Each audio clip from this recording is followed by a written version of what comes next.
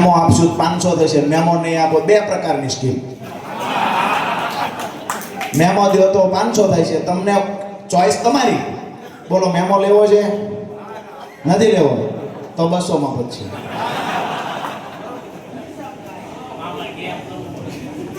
આ 2 પ્રકારની સ્કીમ. અને એ જોવે વાહન મોટરસાયકલ તમે દરેક જિલ્લામાં તપાસ કરવાની.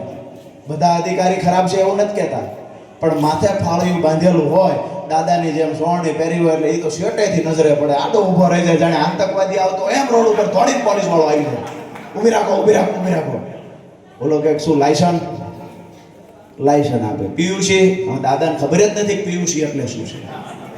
એને ખબર જ છે વીમો લાવો, પીયુસી લાવો, લાયસન્સ લાવો. કાંઈ ન મળે તો 4 સાઈડ સિગ્નલ ચાલુ છે. અમારે દૂધવાળા ભટભટિયા 25 વર્ષની ઉંમરના થયા, એને ક્યાંથી આ બધું હોય? ઓલા ભટભટિયા જે હજી અહીંયા છે ડીઝલના, વાહે કેરિયલ હોય, 4-5 જણા બેસી જાય તો ઉપાધિ જ નહીં, સકડા જેટલું કામ કરે, હાલે જ કરે. આ બધા પાસે ક્યાંથી લાયસન્સ હોય?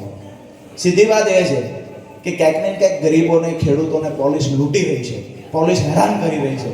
તો એની સામે અવાજ ઉઠાવવાવાળું કોઈ બીજું નથી. એની સામે અવાજ ઉઠાવશે તેથી આમ આદમી પાર્ટી મજબૂતાઈથી ઉઠાવશે. અને જે પોલીસ કર્મચારી ભાજપનો હાથો બનીને કામ કરે છે એ અધિકારીઓને ખાસ કરીને 2027માં મેડલ આપવાનું કામ આમ આદમી પાર્ટી કરે છે.